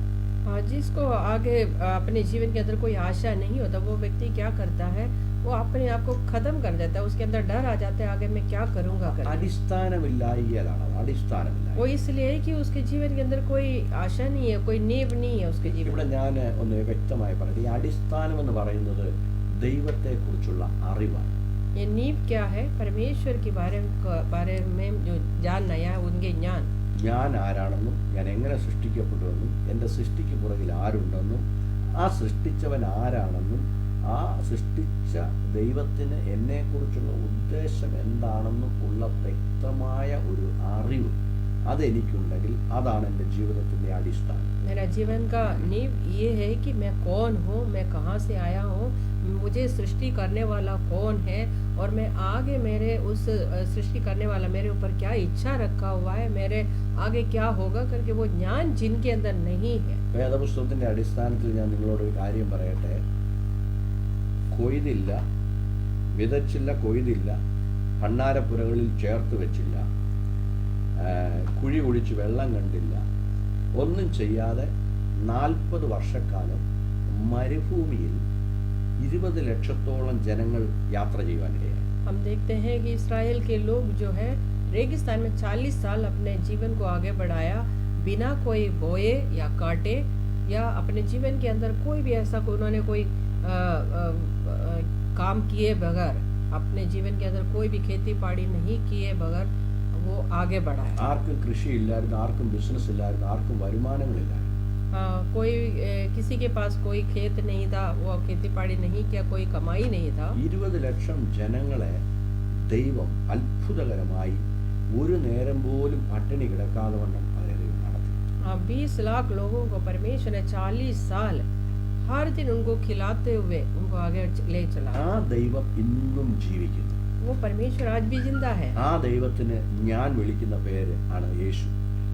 उस परमेश्वर को मैं नाम देता हूँ यीशु. ആ യേശുവാണ് ഹല്ലേലൂയ നമ്മുടെ ജീവിതത്തിന്റെ അടിസ്ഥാനം. ആ യേശുവിനെ നിങ്ങൾ ശരിക്കും മനസ്സിലാക്കിയാൽ നിങ്ങളും നിങ്ങളുടെ ഭർത്താവും നിങ്ങളുടെ വീട്ടിലുള്ള 1, 2, 3 കുഞ്ഞുങ്ങളെയും പോറ്റാൻ ദൈവം സർവശക്തനാണ്. उस यीशु मसीह अगर आपका घर का नींव है और उस परमेश्वर यीशु मसीह के ऊपर आपका विश्वास है तो वो आपके घर के अंदर 2 या 3, 4 लोगों को चलाने के लिए वो यीशु मसीह काफी है. 1-2 വർഷമല്ല, 40 സംവത്സരങ്ങൾ അല്ലെങ്കിൽ 40 വർഷക്കാലം മരുഭൂമിയിൽ 20 ലക്ഷം ജനങ്ങളെ ഒരു കുറവുമില്ലാതെ ഈ ദൈവം നടത്തി. 40 साल जो है 20 लाख लोगों को इस परमेश्वर ने चलाया है. അങ്ങനെയാണെങ്കിൽ ഒരു ഭാര്യ, ഒരു ഭർത്താവ്, 2 കുഞ്ഞുങ്ങൾ അല്ലെങ്കിൽ മാക്സിമം 3 കുഞ്ഞുങ്ങൾ അല്ലെങ്കിൽ 5 കുഞ്ഞുങ്ങൾ ഉള്ള ഒരു കുടുംബത്തെ, 7 വ്യക്തികളുള്ള അല്ലെങ്കിൽ 10 വ്യക്തികൾ മാക്സിമം, ഒരു കുടുംബത്തിൽ 10 വ്യക്തികളുള്ള ഒരു കുടുംബത്തെ 40 50 വർഷം അല്ലെങ്കിൽ 100 വർഷം നടത്താൻ ദൈവത്തിന് കഴിയുകയില്ല. अगर ऐसा है तो एक परिवार के अंदर आजकल कितने लोग होते हैं? 4, 5 या ज़्यादातर जो होगा 10 लोगों के, उस 10 लोगों को 100 साल तक परमेश्वर नहीं चला पाएगा. ആ ദൈവം എന്താണെന്നും ആ ദൈവത്തിന് നിങ്ങളെക്കുറിച്ചുള്ള ഉദ്ദേശം എന്താണെന്നും നിങ്ങൾ ശരിക്കും മനസ്സിലാക്കിയാൽ നിങ്ങളുടെ ജീവിതത്തിൽ നിങ്ങൾ സന്തോഷകരമായി നിങ്ങൾക്ക് ജീവിക്കാൻ കഴിയും. अगर उस परमेश्वर को आप जानोगे, उस परमेश्वर आपके जीवन के अंदर क्या कर सकता है करके उस ज्ञान आपके अंदर है तो आप बहुत खुशी के साथ अपना जीवन को आगे बढ़ा सकते हैं. അതുകൊണ്ടാണ് കർത്താവ് പറഞ്ഞത്, അല്ല എൻ്റെ ഈ വചനങ്ങളെ കേട്ട് അല്ല അത് ചെയ്യുന്നവൻ പാറമേൽ വീട് പണിത बुद्धिയുള്ള മനുഷ്യന് തുല്യനാകും. इसलिए यीशु ने कहा है कि परंतु जो कोई मेरी ये बातें सुनता है और उन पर नहीं चलता और वो सुनकर ये व्यक्ति उस बातों को जो सुनते हैं वो है पत्थर के ऊपर, पहाड़ के ऊपर घर बनाए हुआ व्यक्ति के समान है. അതിന്റെ അടിസ്ഥാനം അതാണ്. ദൈവത്തിന്റെ വചനത്തിൽ നാം നമ്മുടെ കുടുംബ ജീവിതം തുടങ്ങുകയും തുടരുകയും ചെയ്യണം. इसका मतलब यह है कि परमेश्वर के उस वचन के आधार पर, परमेश्वर के अनुसार अपने परिवार को शुरुआत भी करना है और आगे ले चलना है. ഞാൻ ഒരിടത്തുനിന്ന് എനിക്ക് ലഭിച്ചൊരു നല്ല ചില ഫ്രേസസ്, ഒരു ചെറിയൊരു കൊട്ടേഷൻ നിങ്ങൾക്ക് വേണ്ടി ഞാനിത് വായിച്ചു കേൾപ്പിക്കാം. मुझे कहीं से मिला हुआ छोटा सा एक टुकड़ा जो है मैं आपको सुनाना चाहता हूँ. ഒരുമിച്ച് പ്രാർത്ഥിക്കുന്ന കുടുംബം ഒരുമിച്ച് നിൽക്കുന്നു. इकट्ठे प्रार्थना करने वाला परिवार जो है वो इकट्ठे रहते हैं. ഹല്ലേലൂയ. हालेलुया. സന്തോഷം, പരസ്പരം സന്തോഷം പകരുന്ന അല്ലെങ്കിൽ ഷെയർ ചെയ്യുന്ന കുടുംബം സന്തോഷമായ കുടുംബമായിരിക്കും. हाँ, अब वो आपस में अपना जो कुछ मिलता है आपस में शेयर करके ऐसे जीने वाले लोग जो है बड़े खुशी के साथ रहते हैं। സ്നേഹമുള്ള കുടുംബം അനുഗ്രഹീതമായ കുടുംബമായിരിക്കും. प्यार से रहने वाला जो घर जो है वो आशीष पाएगा. പ്രാർത്ഥിക്കുന്ന കുടുംബം അഭിഷക്ത കുടുംബമായിരിക്കും. अगर वो प्रार्थना करने वाला परिवार है तो वो बड़े अभिषक्त लोगों से भरे हुए लोग होंगे. ആമേൻ. ഹല്ലേലൂയ. ആമേൻ. देखो ഒരുമിച്ച് പ്രാർത്ഥിക്കുന്ന കുടുംബം ഒരുമിച്ച് നിൽക്കും. हाँ, इकट्ठे प्रार्थना करने वाले लोग जो है वो कोई भी परिस्थिति में इकट्ठे रहेगा. ഭാര്യയും ഭർത്താവും കുഞ്ഞുങ്ങളും കുടുംബ പ്രാർത്ഥന അല്ലെങ്കിൽ ഭാര്യ ഭർത്താക്കന്മാർ തമ്മിലുള്ള പ്രത്യേക പ്രാർത്ഥന അല്ലെങ്കിൽ വ്യക്തികൾ തമ്മിലുള്ളതായിരിക്കുന്ന ഇൻഡിപെൻഡൻ്റ് പ്രാർത്ഥന ഇതൊക്കെയും ഒരു ഭവനത്തിലുണ്ടെങ്കിൽ ആ കുടുംബത്തിന് നിലനിൽപ്പുണ്ട്. अगर एक परिवार के अंदर व्यक्तिगत रीति से प्रार्थना परिवार समेत माता पिता बच्चों समेत जो मिलके प्रार्थना करते हैं परिवार प्रार्थना और निजी जीवन के अंदर एक दो व्यक्ति के माता पिता मिलके प्रार्थना करते हैं ऐसा अगर प्रार्थना चलते रहते तो वो परिवार स्थिर रहेगा. അങ്ങനെയുള്ള കുടുംബത്തിൽ ഒരു പ്രയാസമോ പ്രതികൂലമോ വന്നാൽ അവരതിനെപ്പറ്റി ഭാരപ്പെടുകയില്ല. ദൈവം അവർക്ക് വേണ്ടി പ്രവർത്തിക്കും എന്നുള്ള ഒരു വലിയ വിശ്വാസം അവരുടെ ജീവിതത്തിൽ ഉണ്ടാകും. ऐसा कोई भी परिवार हो उस परिवार के अंदर के लोगों के अंदर एक विश्वास होगा उनके सामने कोई भी परेशानी आ जाए तो परमेश्वर उनके लिए कार्य करेगा. അതുകൊണ്ട് പ്രാർത്ഥന ഒരു കുടുംബത്തെ സംബന്ധിച്ചിടത്തോളം ഏറ്റവും പ്രധാനപ്പെട്ട വിഷയമാണ്. इसलिए परिवार के अंदर प्रार्थना बहुत जरूरी है. ദൈവത്തിന് നന്ദി പറയുക. परमेश्वर को धन्यवाद करना. ദൈവം ചെയ്ത ഉപകാരങ്ങളെ ഓർത്ത് ദൈവത്തിന് മഹത്വം കരയറ്റുക. परमेश्वर की ओर से मिला हुआ हर एक आशीषों को याद करके उनको धन्यवाद. ഭാവിയിൽ ദൈവം ചെയ്യാൻ പോകുന്ന നന്മകളെ ഓർത്ത് ദൈവത്തിന് നന്ദി കരയറ്റുക. भविष्य में परमेश्वर हमारे लिए करने वाले आशीषों को याद करके धन्यवाद करना. ഭാര്യയും ഭർത്താവും കുഞ്ഞുങ്ങളും ഒരുമിച്ചിരുന്ന് പ്രാർത്ഥിക്കുക. हाँ, माता पति पत्नी और बच्चा मिलके प्रार्थना करना. കുഞ്ഞുങ്ങൾ പ്രത്യേകം പ്രാർത്ഥിക്കുക. बच्चों को अलग से प्रार्थना करना. ഭാര്യ ഭർത്താക്കന്മാർ മാത്രം ഒരുമിച്ചിരുന്ന് പ്രാർത്ഥിക്കുക. पति पत्नी मिलके अलग से प्रार्थना ഭാര്യയും करना. ഭർത്താവും പ്രത്യേകിച്ചിരുന്ന് പ്രാർത്ഥിക്കുക. पति और पत्नी अकेले भी प्रार्थना അങ്ങനെ करना. പ്രാർത്ഥന കൊണ്ട് നിറയപ്പെടുന്ന ഒരു കുടുംബത്തിന് ഒരു വിധത്തിലും പിശാചിന് അല്ലെങ്കിൽ പ്രതികൂലത്തിന് അല്ലെങ്കിൽ പ്രകൃതിക്ക് ആ കുടുംബത്തെ ഷേക്ക് ചെയ്യുവാൻ കഴിയത്തില്ല. ऐसे प्रार्थना में स्थिर रहने वाले एक परिवार को कोई भी परेशानियां जो है नहीं तोड़ सकते. അതുപോലെ ഗിവിങ് ഫാമിലി ഇതൊക്കെ ഇംഗ്ലീഷ് ഫ്രേസുകളാണ് അവരെഴുതിയിരിക്കുന്നത്. അവരുടെ ആ ഒരു ട്രഡിഷൻ അനുസരിച്ചാണ്. Giving family is A joyful family എന്നാണ്. നൽകുന്ന കുടുംബം സന്തോഷകരമായ കുടുംബമായിരിക്കും. हाँ, वो एक दूसरे को आपस में बांट के खाने वाले या बांट के कोई भी अपने जीवन में चलने वाले लोग जो है आशीष पाए. അതിൻ്റെ അർത്ഥം എന്താണെന്ന് ചോദിച്ചു കഴിഞ്ഞാൽ നമ്മുടെ ഇന്ത്യയിലൊന്നും അതങ്ങനെയില്ല. വെളി രാജ്യങ്ങളിലൊക്കെ എങ്ങനെയാണെന്ന് ചോദിച്ചു കഴിഞ്ഞാൽ ഫാമിലി കുടുംബത്തിൽ അവരെല്ലാവരും വന്ന് ഒരു ടേബിളിലിരിക്കും. ടേബിളിലിരുന്ന് കസേരയിലിരുന്ന് കഴിക്കുന്ന ആ ഒരു ട്രഡിഷൻ അത് നമുക്കറിയാമല്ലോ. പാശ്ചാത്യ രാജ്യങ്ങളുടെ ട്രഡിഷനാണ് നമ്മളത് യൂസ് ചെയ്യുന്നത്. നമ്മളത് തറയിലിരുന്ന ഇന്ത്യൻസൊക്കെ തറയിലിരുന്ന് ചമണങ്ങൾ പടച്ചിരുന്ന് തറയിലിരുന്ന് പാത്രം വെച്ച് കഴിച്ച് ശീലിച്ചവരാണ്. ഡൈനിങ് ടേബിളിലിരുന്ന് കഴിക്കുന്ന പാശ്ചാത്യ രാജ്യത്തിൻ്റെ ട്രഡിഷനെ നമ്മൾ അഡോപ്റ്റ് ചെയ്തിരിക്കുകയാണ്. हम जो है डाइनिंग टेबल में बैठ के जैसे खाना खाते हैं वो हमें बाहर के लोगों से सीखा है. यहाँ के लोग जो है नीचे बैठ के खाना खाते हैं भारत के अंदर. അവിടെ അവരുടെ ഭക്ഷണ രീതി എങ്ങനെയാണെന്ന് ചോദിച്ചു കഴിഞ്ഞാൽ എല്ലാവരും ഭക്ഷണത്തിന് വന്നിരിക്കുമ്പോൾ മുതിർന്ന ആൾ എല്ലാവർക്കും വിളമ്പി കൊടുക്കും. वहाँ पे ऐसा उनका रीति ऐसा है कि जब सब लोग खाने के लिए बैठते हैं तो सबसे जो बुजुर्ग जो बड़े लोग होते हैं वो खाना बांट के देते हैं. ഷെയർ ചെയ്യുന്ന ഒരു സിസ്റ്റം. वो शेयरिंग सिस्टम चलता है. എല്ലാവർക്കും എടുത്തു കൊടുക്കും. हाँ, सबको बांटते വിതരണം हैं. ചെയ്യും. അതിനുശേഷം അദ്ദേഹം വിളമ്പും. हाँ, उसके बाद आखिरी में वो बैठ के खाते हैं. അങ്ങനെ വിളമ്പുമ്പോൾ ഒരു തമാശ കാര്യം എങ്ങനെയാണ്, അത് വിളമ്പുമ്പോൾ ഏറ്റവും നല്ല കഷ്ണം എല്ലാവർക്കും വിളമ്പും.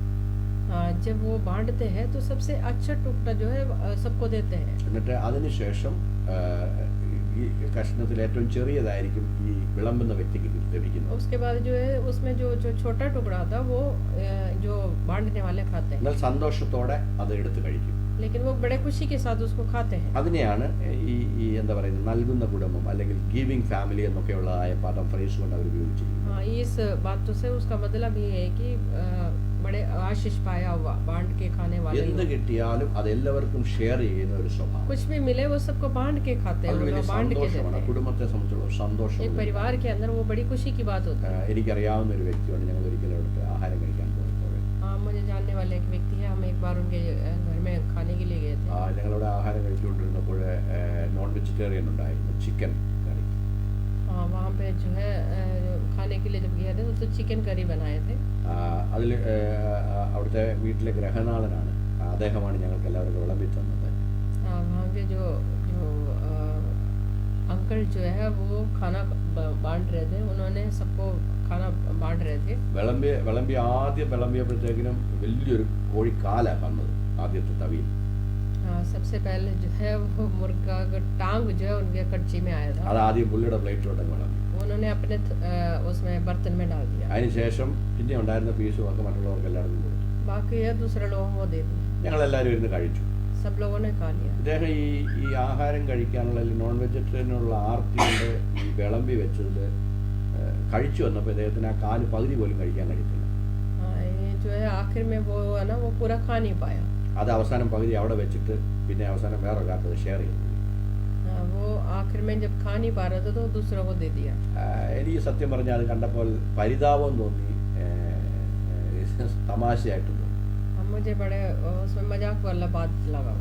നമ്മൾ ഈ ഒരു പരിധി ഒരു പ്രായം കഴിയുമ്പോൾ നമ്മുടെ ആഹാര കാര്യങ്ങൾക്കകത്തൊക്കെ നമ്മൾ ഒത്തിരി ക്രമീകരണം ചെയ്യണം. हमारी उम्र थोड़ा ज़्यादा हो गया तो हमें अपने खाने के अंदर कुछ सोच विचार करना पड़ेगा. കൂടുതൽ വെജിറ്റബിൾ ചേർക്കുകയും നോൺ വെജിറ്റേറിയൻസ് കുറയ്ക്കുകയും ചെയ്യണം. ज़्यादा हमें सब्जियां खाना है और नॉन वेजिटेरियन कम करना है. അത് നമ്മുടെ ശരീരത്തിൻ്റെ ഇൻഡസ്ട്രിയിലുള്ളതായിരിക്കുന്ന മെമ്പേഴ്സിന് അവയവങ്ങൾക്ക് അത് നല്ലതായിരിക്കും. हमारे शरीर के जो अंगों के लिए वो सही होगा. ഡൈജഷന് നല്ലതായിരിക്കും. डाइजेशन के लिए सही है. അല്ലെങ്കിൽ അൺഡൈജഷൻ ഉണ്ടാകും.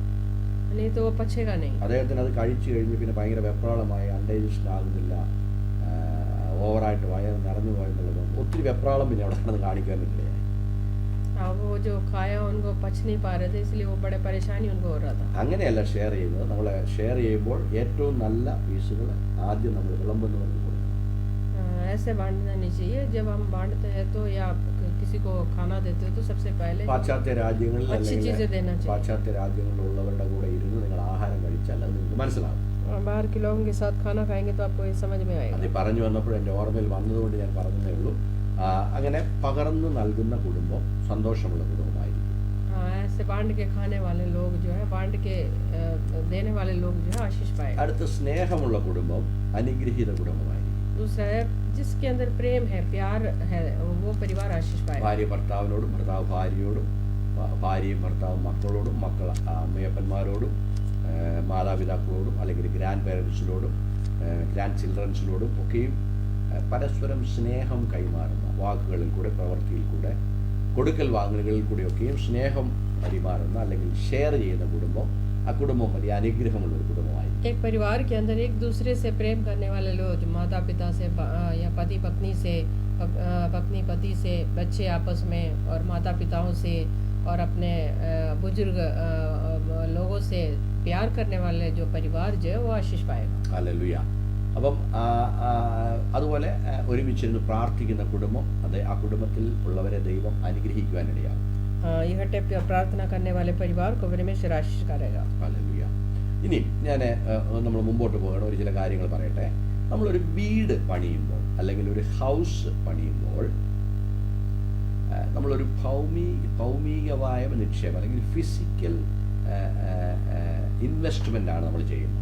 जब हम एक घर को बनाता है, उस घर बनाने के लिए हमें कुछ आर्थिक व्यवस्थाओं का इंतजाम करते हैं. അത് മെറ്റീരിയലുകൾ കൊണ്ട് നാല് ചുറ്റിലും പില്ലറുകളോ അല്ലെങ്കിൽ ഇഷ്ടികകളോ ഒക്കെ വെച്ച് പണിയപ്പെടുന്ന ഒരു വീട്. उस घर को हम ईंटों से या पत्थरों से या कोई ऐसे चीज़ों से, लोहों से बनाते हैं. നമ്മളൊരു വീട് വാങ്ങിച്ചാൽ അല്ലെങ്കിൽ വീട് പണിതാൽ നമ്മൾ എന്ത് ചെയ്യുകയാണ്?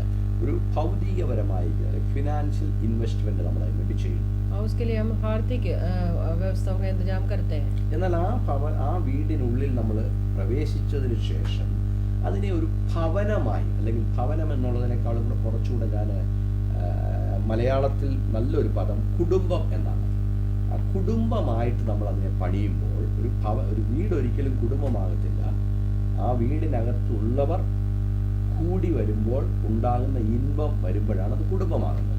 जैसे एक हाथों से बनाया हुआ एक घर जो है, पत्थरों से बनाया, ईंटों से बनाया हुआ, उस घर के अंदर जब लोग पति पत्नी बच्चे मिलके इकट्ठे उसके अंदर रहने लगेंगे तभी वो परिवार बनते हैं. അങ്ങനെ ആ കുടുംബമാകുമ്പോൾ നമ്മൾ ചെയ്യുന്നത് സ്വർഗീയവും ശാശ്വതവുമായ ഒരു നിക്ഷേപം നമ്മൾ ചെയ്യുക. उसके अंदर जो है हम एक अनंत राज्य के लिए हम एक संपत्ति को बनाते हैं. ഒന്നുകൂടെ ഞാൻ പറയാം, നമ്മളൊരു വീട് പണിയുമ്പോൾ ഫിനാൻഷ്യൽ ഇൻവെസ്റ്റ്മെന്റ് ആണ് നമ്മൾ ചെയ്യുന്നത്. അല്ലെങ്കിൽ എന്താ പറയുന്നത്, ഭൗതികപരമായിരിക്കുന്ന ഒരു നിക്ഷേപം നമ്മൾ കൂട്ടിവെക്കുന്നു. एक घर बनाने के लिए जो है हम इस पृथ्वी के अंदर जो है एक आर्थिक अपनी संपत्ति बनाते हैं. എന്നാൽ ആ ഭവനത്തിൽ ആ വീടിനുള്ളിൽ നമ്മളൊരു കുടുംബം പണിയുമ്പോൾ നമ്മൾ സ്വർഗീയവും ശാശ്വതമായ ഒരു നിക്ഷേപം ഉണ്ടാക്കി. लेकिन उस घर के अंदर जब हम एक परिवार को जब बनाते हैं तो वो परमेश्वर के लिए या आनंद राज्य के लिए एक संपत्ति को हम इकट्ठा करते हैं. അതിന് നമുക്ക് ദൈവത്തിന്റെ ആശ്രയം ആവശ്യമാണ്. उसके लिए हमें परमेश्वर की जरूरत है.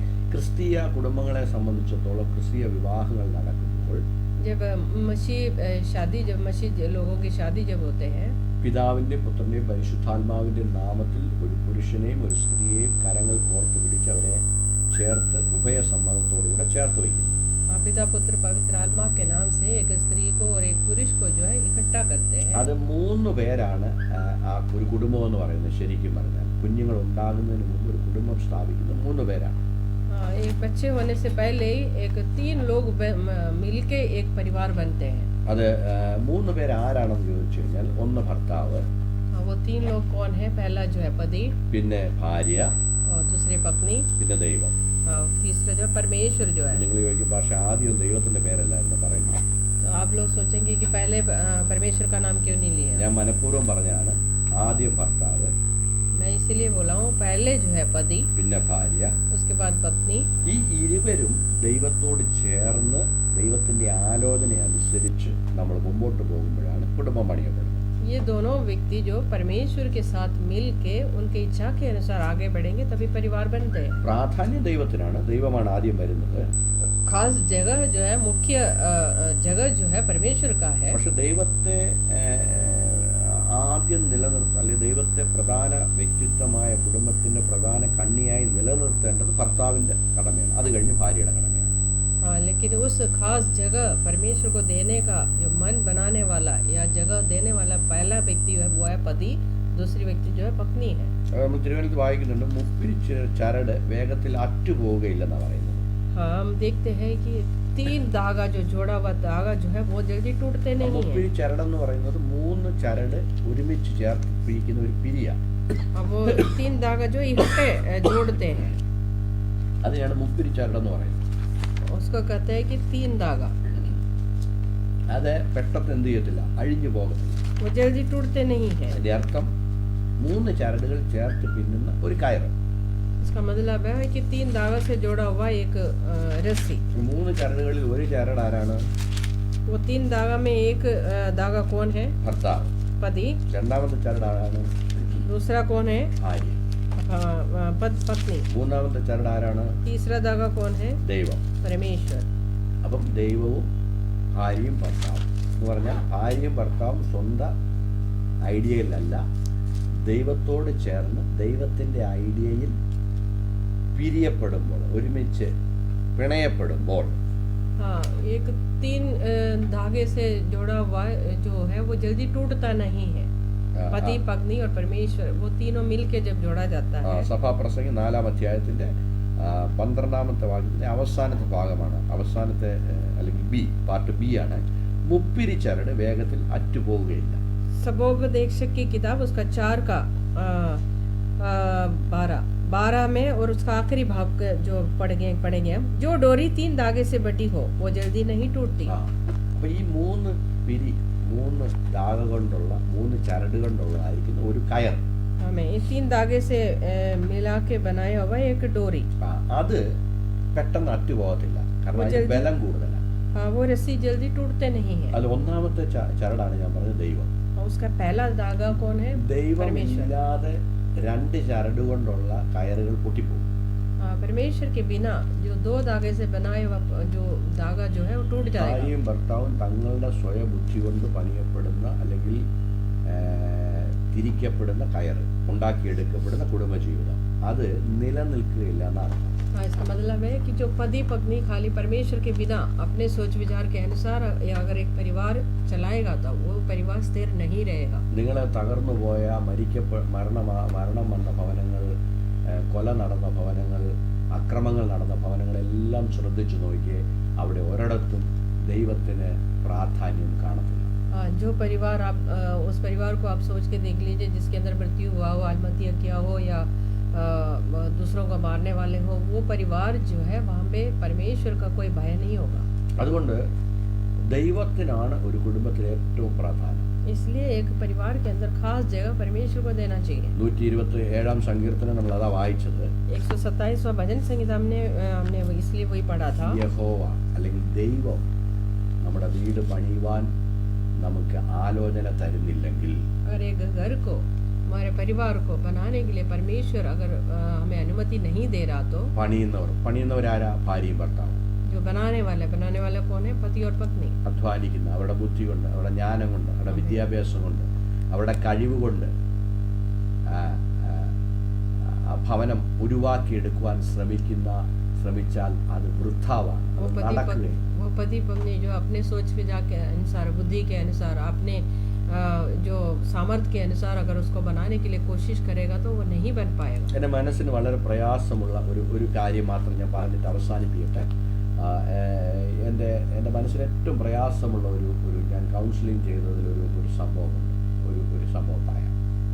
मेरे मन के अंदर बहुत दुख देने वाली एक बात मैं बताना चाहता हूँ कि जब मैं काउंसलिंग किया था उस व्यक्ति के बारे में बता रहा हूँ. നല്ല വിദ്യാഭ്യാസമുള്ള ഒരു ഭാര്യയും ഭർത്താവും, अच्छे पढ़े लिखे एक पति पत्नी, നല്ല കുടുംബം, एक अच्छा परिवार. എന്താ പറയുക, ഭാര്യയ്ക്ക് നല്ല പാരമ്പര്യം, ഭർത്താവിന് നല്ല പാരമ്പര്യമുള്ള കുടുംബങ്ങൾ. वो अच्छे घरों से आए हुए दो लोग,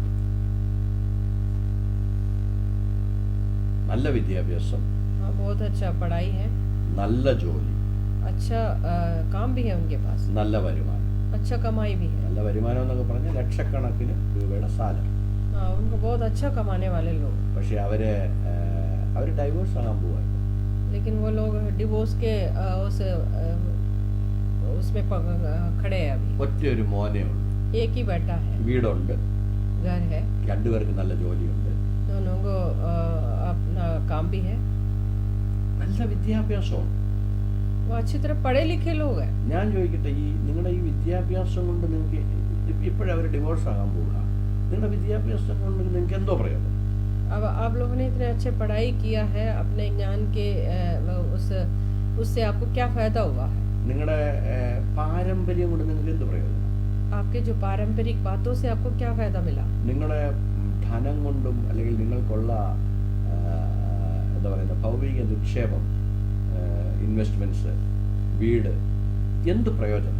आपके धन संपत्ति से आपको क्या फायदा मिला? കാരണം എന്താണെന്നറിയാമോ? അവര് ദൈവത്തിന് പ്രാധാന്യം കൊടുത്തു. वो इसलिए कि वो परमेश्वर को कोई खास जगह नहीं दी. അവരവരുടെ വിദ്യാഭ്യാസത്തിൽ ആശ്രയിച്ചു.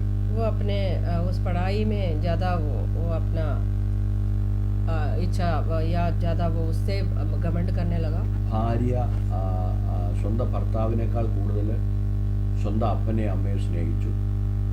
पत्नी जो है अपने पति से बढ़कर अपने माता पिताओं से प्रेम किया. വിദ്യാഭ്യാസത്തിൻ്റെ തണ്ട് കാണിച്ചു. മലയാള ഭാഷയിൽ പറഞ്ഞ വിദ്യാഭ്യാസത്തിൻ്റെ ഗമണ്ട് കാണിച്ചു. वो अपने पढ़ाई के जो घमंड दिखाने लगी. അങ്ങനെ പല നിലകളിലും ദൈവവുമായിട്ട് ബന്ധമില്ലാതെ അവർ ഭൂമിയിൽ ഉരുവാക്കിയെടുത്ത് അവരുടെ കുറച്ച് എക്സ്പീരിയൻസ് ഉണ്ടല്ലോ, ആ എക്സ്പീരിയൻസിനെ പ്രൊജക്റ്റ് ചെയ്യാൻ തുടങ്ങി. वो अपने जीवन के अंदर मिले हुए एक्सपीरियंस को जो है बढ़ा के दिखाने लगा. വിട്ടുകൊടുക്കേണ്ട ഇടങ്ങളിൽ വിട്ടുകൊടുക്കുകയോ, जहाँ पे उनको जो थोड़ा बहुत छोड़ना चाहिए था वहाँ पे वो नहीं छोड़ा. സ്നേഹിക്കേണ്ട ഇടങ്ങളിൽ സ്നേഹിക്കുകയോ, आपस में प्यार करने थे वो नहीं किया. തെറ്റുകളെ മറക്കുകയോ, वो अपने किए हुए गलतियों को नहीं भूला. दोनों आपस में ഒന്നും ചെയ്യാൻ തയ്യാറല്ല. वो कुछ भी करने के लिए तैयार नहीं थे. അതുകൊണ്ട് इसलिए ഒരു കുടുംബം തകർക്കപ്പെട്ടു. एक परिवार टूट गया. ഇതാണോ ദൈവം നമ്മളെ കുറിച്ച് ആഗ്രഹിക്കുന്നത്? यही परमेश्वर हमारे से इच्छा रखते हैं. ഞാൻ പ്രാരംഭത്തിലെ ഒരു കാര്യം നിങ്ങളോട് പറയട്ടെ. मैं शुरुआत में आपको एक बात बता रहा हूँ. ഈ കുടുംബ ജീവിതം എന്ന് പറയുന്ന ഒരു വലിയ ബാലൻസിങ്, ഒരു ത്രാസ് പോലെയാണ്. हाँ, ये हमारा पारिवारिक जीवन जो है एक त्रास के समान है। ദൈവം വേദപുസ്തകത്തിൽ പറയുന്നുണ്ട് ഒത്ത ത്രാസ് ദൈവത്തിന് ഇഷ്ടമാണ്. हम परमेश्वर के वचन में भी पढ़ते हैं एक बराबर की त्रास जो है परमेश्वर को अच्छा लगता है। ഒത്ത ത്രാസ്, നല്ല ത്രാസ് ദൈവത്തിന് ഇഷ്ടമാണ്. हाँ, वो बराबर के जो बराबर तोलने वाले, जो बराबर एक जैसा दिखने वाले जो त्रास। പക്ഷേ ഈ എന്താ പറയുന്നത്, കപടം കാണിക്കുന്ന ത്രാസ് അത് ദൈവത്തിന് ഇഷ്ടമുള്ളതല്ല. लेकिन जो कपट दिखाने वाले या गलतियां दिखाने वाले त्रास जो है वो परमेश्वर को अच्छा नहीं लगता। ഒത്ത ത്രാസ് എന്ന് പറഞ്ഞാൽ അതിന്റെ അർത്ഥം എന്തുവാ? ഒത്ത ത്രാസ് എന്ന് പറഞ്ഞാൽ അതിന്റെ അർത്ഥം എന്തുവാ? हाँ, बिल्कुल सही ढंग का तराजू कैसा है എന്ന് പറഞ്ഞാൽ അതിന്റെ അർത്ഥം അതിന്റെ മുള്ള് എപ്പോഴും സ്ട്രെയിറ്റ് ആയിട്ട് നിൽക്കും. इसका मतलब है उस तराजू का कांटा जो है हमेशा सीधे रहे, അത് വലത്തോട്ടോ ഇടത്തോട്ടോ മാറത്തില്ല, वो दाएं या बाएं को नहीं मुड़ते हैं, എപ്പോഴും ഒരേപോലെ നിൽക്കും. ये हमेशा जो है एक जैसा सीधा सीधा होगा। അതെങ്ങനെയാണ് വരുന്നത്? वो कैसा होगा? ഈ ത്രാസിന്റെ രണ്ട് തട്ടുകളിലും വെച്ചിരിക്കുന്ന വെയിറ്റും സാധനങ്ങളും ഒരേപോലെ വരുമ്പോൾ മാത്രമേ ആ ത്രാസിന്റെ മുള്ള് നേരെ വരത്തുള്ളൂ. वो तब होगा जब तराजू के अंदर रखा हुआ सामान, दोनों जगहों में रखा हुआ सामान के वेट जो है भार जो एक जैसा हो। ഒന്ന് വെയിറ്റ് അതിന്റെ ഗേജ് വെയിറ്റ് കൂടുതലാണെങ്കിൽ ആ ഭാഗത്തേക്ക് അതിന്റെ മുള്ള ഇറങ്ങി. अगर एक जगह का भार जो है ज्यादा हो तो वो एक जगह को झुकेगा। അല്ലെങ്കിൽ ആ വെച്ചിരിക്കുന്ന സാധനത്തിന്റെ വെയിറ്റ് കൂടുതലാണെന്നുണ്ടെങ്കിൽ ആ സാധനത്തിന്റെ ആ മെറ്റീരിയലിന്റെ സൈഡിലേക്ക് ആ മുള്ള് മാറി നിൽക്കും. नहीं तो दूसरी तरफ अगर उसका भार ज्यादा है तो वहाँ वो जो कांड है जो झुकने लगेगा। അപ്പം നമ്മളൊരു കടയിൽ പോയാൽ ഇപ്പോഴത്തെ കാലത്തെ ഇലക്ട്രോണിക്സ് വേവിംഗ് മെഷീനുകളൊക്കെയാണ്. പഴയ കാലത്തെ ത്രാസിനെ കുറിച്ചാണ് പറയുന്നത്. അതിനെ ശ്രദ്ധിച്ച് പഠിച്ചാലേ നമുക്കത് മനസ്സിലാകത്തുള്ളൂ. നിങ്ങൾ കടയിൽ പോയി 1 കിലോ പഞ്ചസാര വാങ്ങിയാൽ और आप दुकान में जाके 1 किलो अगर चीनी लेंगे तो 1 കിലോയുടെ വെയിറ്റ് എടുത്ത് വെച്ചിട്ട് കൂടിനകത്ത് അല്ലെങ്കിൽ കവറിനകത്ത് പഞ്ചസാര നിറച്ചു കൊണ്ടുവന്ന് ആ സെയിൽസ്മാൻ അവിടെ വെക്കുന്ന നമുക്ക് കാണാൻ കഴിയും. हाँ, वो जो दुकानदार जो है वो 1 किलो का एक चीनी जो है एक थैली में डाल के उसमें रखेगा। ചിലപ്പോൾ 900 ഗ്രാമേ കാണത്തുള്ളായിരിക്കും ആദ്യം എടുത്തുകൊണ്ട് വരുന്നത്. और जब वो लाके पहली बार रखेंगे तो शायद वो 900 ग्राम होगा। അപ്പോൾ നോക്കുമ്പോഴത്തേക്കിന് 1 കിലോയുടെ ഭാഗത്തേക്ക് വെയിറ്റ് കൂടുതലാണ്, മുള്ള ഇടത്തോട്ട് ചെല്ലിയിരിക്കുന്നതാണ്. हाँ, जहाँ में जो बट्टा रखा हुआ है वहाँ पे जो वेट वो कांटा जो झुका हुआ दिखाई देगा। കടക്കാരൻ അത് ഉടനെ എടുത്ത് നമ്മളെ ഈ തരത്തില്ല. तब वो दुकानदार वो चीनी उठा के हमें देगा नहीं, കാരണം നമ്മൾ അതിന് വില കൊടുക്കാൻ പോവുകയാണ്. क्योंकि हम उसको दाम दे रहे 1 किलो 1 का। കിലോ ചോദിച്ചു 1 കിലോയുടെ വിലയാണ് കൊടുക്കാൻ പോകുന്നത്. 1 किलो हमने मांगा है, वो 1 किलो का दाम 1 देना है। കിലോയ്ക്ക് 40 രൂപയാണെങ്കിൽ ആ 40 രൂപ കൊടുത്താൽ ഞാൻ 1 കിലോ പഞ്ചസാര വാങ്ങിക്കുന്നു. अगर 1 किलो का दाम 40 रुपये है तो वो 40 रुपये देके मैं वो 1 किलो चीनी ले रहा അപ്പോൾ हूँ। എനിക്ക് 900 ഗ്രാം പഞ്ചസാര തന്നിട്ട് 40 രൂപ വാങ്ങിച്ചാൽ അതിന് പേര് അനീതിയാണ്.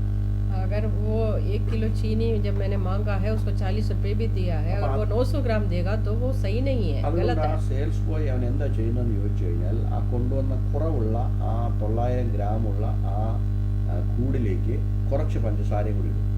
हाँ, वो जो जहाँ पे कम दिखाई दिया 900 ग्राम दिखाई दिया वहाँ पे वो थोड़ा और चीनी डालेगा। ഒരു 100 ഗ്രാമോളം പഞ്ചസാര അതിൻ്റെ ഉള്ളിലേക്ക് വന്നു കഴിയുമ്പോൾ ആ മുള്ള് നേരെയാണ്. 100 ग्राम और डालेंगे तो वो बिल्कुल बराबर हो जाएगा। അപ്പം അതിൻ്റെ അർത്ഥം ഈ താഴെ 1 കിലോയുടെ വെയിറ്റ് താഴേക്ക് ഇറങ്ങി നിൽക്കുന്ന വെയിറ്റ് നേരെ മുകളിലേക്ക് കൊണ്ടുവരും. इसका मतलब है वो जो पूरा हो जाएगा तो वो जो बट्टा और ये जो चीनी की जगह दोनों बराबर हो जाएगा। ആ കുറവുള്ളതായിരിക്കുന്ന പഞ്ചസാരയും പതുക്കെ താഴോട്ട് ഇറങ്ങി. हाँ, वो कम दिखाई दिया वो चीनी की जगह भी बिल्कुल बराबर हो जाएगा। അപ്പോൾ നമ്മൾ നോക്കി കഴിയുമ്പോൾ 1 കിലോ കട്ടി 1 കിലോ പഞ്ചസാര, अब हम देखेंगे तो हमें पता चलेगा 1 किलो के बट्टा और 1 किलो की चीनी, മുള്ള് നേരെ. वो कांडा जो सीधा होगा। ഇതിലൊരു വലിയ തത്വം ഞങ്ങളോട് പറയട്ടെ. मैं इसके अंदर की एक बात आपको बताना चाहता हूँ। ഒരു മനുഷ്യന്റെ ജീവിതത്തിൽ കുറവുള്ളവനായിരിക്കും എപ്പോഴും അഹങ്കാരം കൂടുതലുണ്ടായിരിക്കും. एक व्यक्ति के जीवन के अंदर जिसके अंदर कमी है वो ज्यादा घमंड खाते हैं। നിറവുള്ളവൻ എപ്പോഴും താഴ്മയുള്ളവനായിരിക്കും. जो भरा हुआ व्यक्ति जो है हमेशा जो है नम्र रहते हैं। ഇതൊരു വലിയൊരു തത്വമാണ്. ഈ ത്രാസ് നമ്മളെ പഠിപ്പിക്കുന്ന ഒരു വലിയ തത്വമാണ്. ये तराजू हमें ये दिखाता है। കുറവുണ്ടായിരുന്ന 900 ഗ്രാമിന്റെ പഞ്ചസാരയുടെ പാക്കറ്റ് പൊങ്ങിയാണ് നിൽക്കുന്നത്. जो कम जिसके अंदर था वो जो चीनी का जो पैकेट था वो उठा हुआ था, കുറവുള്ളത് കൊണ്ട് അത് പൊങ്ങി നിൽക്കുക. वो उसके अंदर कमी थी इसलिए वो उठा हुआ है। ഇതുപോലെ തന്നെയായിരിക്കും ഏതൊരു കുടുംബ ജീവിതത്തിലും വിട്ടുവീഴ്ചയ്ക്ക് ഒരു വ്യക്തി തയ്യാറാകുന്നില്ലെന്ന് വരികിൽ ആ തയ്യാറാകാത്ത വ്യക്തിയിലായിരിക്കും കുറവുകൾ മുഴുവനുള്ളത്. हाँ, वैसे एक परिवार के अंदर जो है अपने जगह को थोड़ा छोड़ के नहीं देने वाला व्यक्ति जो है वो है, उसके अंदर कमियां होगा। ആ വിട്ടുവീഴ്ച ചെയ്യാൻ ചില വീടുകളിൽ നമ്മളൊക്കെ ശ്രദ്ധിക്കുന്നുണ്ട്, ഭർത്താവ് വിട്ടുവീഴ്ച ചെയ്യാൻ തയ്യാറാകത്തില്ല.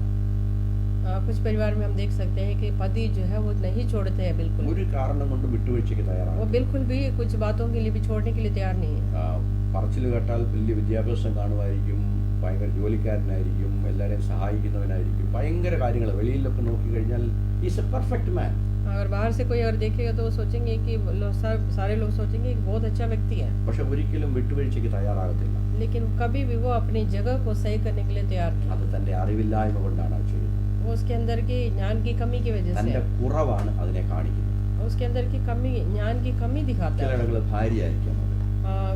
कई जगह वो पति पत्नी हो सकते हैं। അങ്ങനെ ഈ ബാലൻസിങ് ഞാൻ പറഞ്ഞല്ലോ, ഈ 900 ഗ്രാം ഉണ്ടായിരുന്നു, അതിനകത്തേക്ക് 100 ഗ്രാം കൂടെ പഞ്ചസാര ഇട്ട് കഴിഞ്ഞപ്പോൾ ആ കട്ടി വെച്ചിരുന്ന തട്ടും പഞ്ചസാര വെച്ചിരുന്ന തട്ടും ഒരേപോലെയായി. हमने अभी देखा है कि चीनी और जो 900 ग्राम वाली चीनी के अंदर 100 ग्राम डाला तो बराबर हो गया, മുള്ളും നേരെ വന്നു. और कांडा भी बराबर हो गया। ഇതാണ് ഒത്ത ത്രാസ്. ये है कि सही ढंग का ഈ तराजू, ത്രാസിനെയാണ് ദൈവം അനുഗ്രഹിക്കുന്നത്. ऐसे तराजू को परमेश्वर आशीष करेगा, കാരണം ഇതിനു വേണ്ടി ദൈവം വില കൊടുത്തിരിക്കുക. क्योंकि उसके लिए परमेश्वर ने दाम दिया है। കർത്താവായ യേശു ക്രിസ്തു ഈ ഭൂമിയിലുണ്ടായ എല്ലാ ദൈവീയ കുടുംബങ്ങൾക്ക് വേണ്ടി തന്റെ അവസാനത്തുള്ള രക്തം ഒഴുകിയിരിക്കുകയാണ്. क्योंकि यीशु मसीह जो इस पृथ्वी में होने वाले हर एक परिवारों के लिए अपना लहू बहाया है। എന്തിനു വേണ്ടിയാണെന്ന് അറിയാമോ? वो किस लिए? നിങ്ങളും ഞാനും हम और मैं മാതൃകയുള്ള കുടുംബമായി एक नमूना परिवार, മറ്റുള്ളവർക്ക് നമ്മൾ യേശു ക്രിസ്തുവിനെ വെളിപ്പെടുത്തുന്നവരായി തീരും. एक नमूना परिवार बन के दूसरों को यीशु मसीह को प्रकट करना। അതിനുവേണ്ടി കൽവാരി ക്രൂശിൽ കർത്താവ് നിങ്ങൾക്കും എനിക്ക് വേണ്ടി അതിന്റെ വില മുഴുവനും കൊടുത്തു കഴിഞ്ഞു. इसलिए यीशु मसीह जो है कालवरी में अपने खून बहा के पूरा दाम दे दिया है। എന്നത് നമ്മൾ മനസ്സിലാക്കുന്നു. കറക്റ്റ് റേറ്റ്, കറക്റ്റ് വിലയാണ്, കറക്റ്റ് വാല്യൂ ആണ് നമുക്ക് വേണ്ടി കൊടുത്തിരിക്കുന്നത്, നമ്മുടെ കുടുംബജീവിതത്തിന് വേണ്ടി കർത്താവ് ചെയ്തിരിക്കുന്നത് എന്ന് മനസ്സിലാക്കുന്ന വ്യക്തികൾ പരസ്പരം വിട്ടുവീഴ്ചയ്ക്ക് തയ്യാറാകുവാനിടയാകും. ये चीज़ों को समझने वाले जो परिवार या पति पत्नी जो है जिस दिन समझेगा उस दिन जो है अपने आप आपस में एक दूसरे को समझने लगे। അങ്ങനെയുള്ള കുടുംബങ്ങൾ മാത്രമേ അനുഗ്രഹിക്കപ്പെട്ട കുടുംബങ്ങളായി തീരും. ऐसा परिवार जो है आशीष पाएगा। നമ്മുടെ കണ്ണുകൾ അടയ്ക്കാൻ നമുക്ക് പ്രാർത്ഥിക്കാം. अपनी आंखों को बंद करेंगे, प्रार्थना ഈ രാത്രികാലം ആ ത്രാസിനെ നമ്മുടെ ഹൃദയത്തിൽ ഒന്ന് കൊണ്ടുവന്നാണ്. आज रात के समय उस तराजू को जरा अपने मनों में ले आए। അതെങ്ങനെയാണ് ബാലൻസിങ് ആകുന്നത്? वो कैसे बैलेंस അതുപോലെ बनाते ഒരു हैं? കുടുംബത്തിൽ ഭാര്യയും ഭർത്താവും ऐसे एक घर के अंदर पति और पत्नी, ആ ത്രാസിന്റെ മുള്ള് ദൈവമായിട്ട് സങ്കല്പിക്കുക.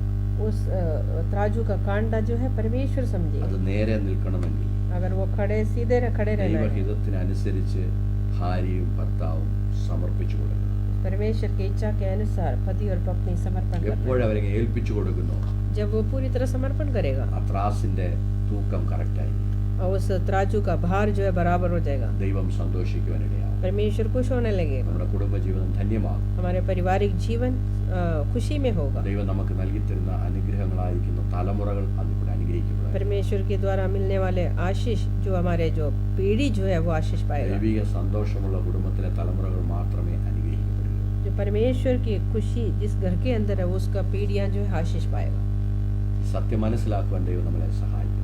ये सच्चाई को समझने के लिए परमेश्वर हमारी सहायता करने पाए। സ്വർഗീയ പിതാവേ, നല്ല കർത്താവേ, ഈ രാത്രിയിലെ ക്ലാസ്സിനായി നന്ദിയോടെ സ്തോത്രം. स्वर्गीय पिता, ये सुंदर समय के शाम के समय के लिए आपको धन्यवाद करते हैं। കർത്താവേ, ഗോഡ്സ് ഇൻസ്റ്റിറ്റ്യൂഷൻ, കുടുംബം എന്നുള്ള വിഷയത്തെക്കുറിച്ച് ഞങ്ങൾ കർത്താവിൽ ചിന്തിച്ചുകൊണ്ടിരിക്കുകയാണ്. परमेश्वर, हम आपके द्वारा स्थापित किया हुआ परिवार के बारे में सीख रहे അനേക हैं। മർമ്മങ്ങൾ ഇനിയും ഉണ്ടെന്ന് ഞങ്ങൾ മനസ്സിലാക്കുന്നു. അത് ഗ്രഹിച്ചെടുപ്പാൻ ദിവസങ്ങൾ കർത്താവ് ഞങ്ങളെ സഹായിക്കും. परमेश्वर, ऐसे बहुत सारी बातें हैं वो आजकल समझने के लिए हमारी सहायता करिए। ഞങ്ങളുടെ ഹൃദയ കഥകളെ കർത്താവ് തുറക്കണം, ഗ്രഹിപ്പാൻ മനസ്സിലാക്കുവാൻ ദൈവം ഞങ്ങളെ സഹായിക്കും. हमारे दिल की दरवाजों को आप खोल दीजिए, उसको समझने के लिए, सीखने के लिए सहायता करिए। आपके हाथ में पूरी तरह समर्पण करते हैं। പ്രാർത്ഥനകടത്തിനാൽ സ്തോത്രം ചെയ്യും. आपने हमारी प्रार्थना को सुन लिया, इसलिए धन्यवाद। യേശുവിന്റെ നാമത്തിൽ ചോദിക്കുന്നു, കൃപ തോന്നി ഉത്തരവണമേ, യേശുവേ നല്ലത്. यीशु मसीह के नाम से हमने मांगा है, सुनो और कबूल करिए हमारे स्वर्गीय ദൈവം पिता। നമ്മളെല്ലാവരെയും ധാരാളമായിട്ട് അനുഗ്രഹിക്കട്ടെ. परमेश्वर हम सबको आशीष करने पाए। ഒരല്പസമയം മുമ്പോട്ട് പോയി आज थोड़ा समय आगे बढ़ गया है।